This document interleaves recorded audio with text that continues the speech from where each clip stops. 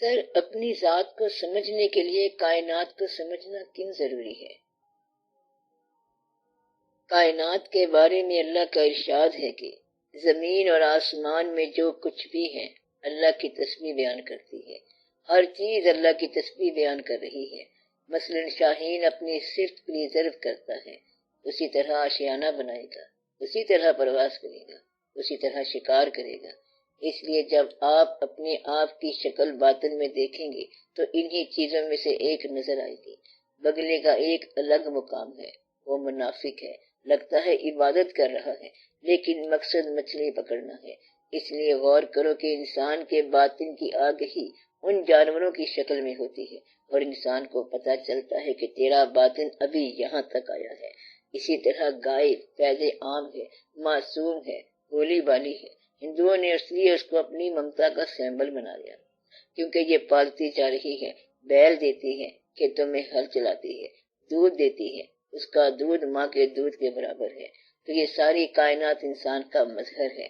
یہ جو زمین کی سطح پر موجود دوسرے واقعات ہیں یہ بھی انسان کی صفات ہے۔ مثلا کوئی شخص یہ کہے کہ وہ پہاڑ ہے تو کیا ہے؟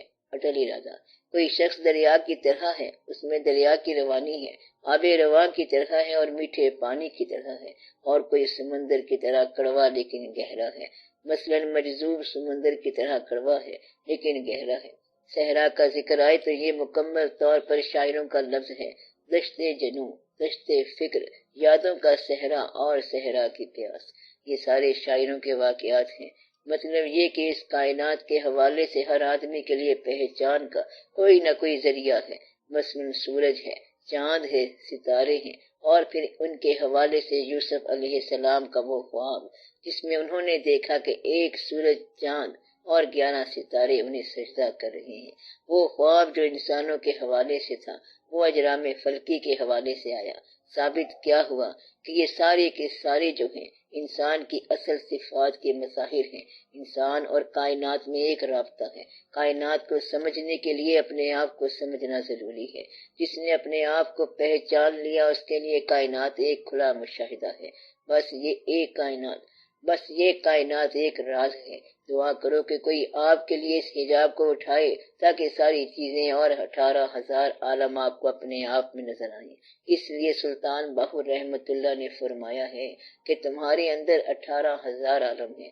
ایک بہت بڑے بزرگ نے اپنی کتاب میں لکھا کہ جب میں نے عبادت میں بہت غور کیا، کنسنٹریشن کی اور اپنے نفس پہ بڑا غور کیا تو مجھے پتا چل گیا کہ میرا نفس کیا ہے۔ مجھے یہ پتا چلا کہ میں مور ہوں، یعنی کہ میں ابھی خود پسند ہوں، ابھی رنگوں کے اوپر میری جلوہ گری ہے۔ شاہین جو ہے مر جائے گا لیکن مردار نہیں کھائے گا، شیر مر جائے گا، گھاس نہیں کھائے گا۔ یعنی کہ ان فطرتوں کو اور ان صلاحیتوں کو ان کے مقام پر پریزرو کرنا یہ ان کی عبادت ہے۔ انسان انسانیت سے نیچے جائے گا تو گیدڑ بن جائے گا اور کبھی ریچھ بن جائے گا، اور یہ بات بڑے راز کی ہے کہ انسان ہر جانور بن جاتا ہے۔ آپ کسی جانور کا نام لے لو، مثلا سانپ تو سانپ جیسا انسان بھی ہے، گیدڑ جیسا ڈرپوک انسان بھی ہوتا ہے، لومڑی کی طرح مکار، شیر جیسا بہادر اور اسد اللہ یعنی اللہ کا شیر۔ ہر جانور میں انسانی شعور کی صفت ہوگی اور پرندے میں انسانی شعور کی صفت رکھی ہوئی ہے۔ مثلا وہ گدھ ہے، مردار کھاتا ہے، اونچا اڑتا ہے۔ گدھ انسانی مزاج کا نام بھی ہے۔ شاہین ایک انسانی مزاج کا نام کہ شاہین چیونٹی سے کہتا ہے تو رزق اپنا ڈھونڈتی ہے خاک راہ میں افلاک کو بھی نہیں لاتا نگاہ میں۔ چیونٹی نے پوچھا شاہین سے کہ کیا بات ہے، تیرا مقام کیوں بلند ہے؟ تو شاہین نے کہا کہ تو اپنا رزق خاک راہ میں ڈھونڈتی ہے اور میں آسمانوں کو نگاہ میں نہیں لاتا، بلند نگاہ ہوں لہذا بلند مقام ہوں۔ یہ ساری صفات ہیں۔ کوئی بھی پرندہ آپ لے لو، یہ سارے انسانی شعور کے درجات ہیں، السٹریشنز ہیں۔ آپ ان کو دیکھ کر اپنا مقام متعین کرو۔ وما علینا الا البلاغ المبین۔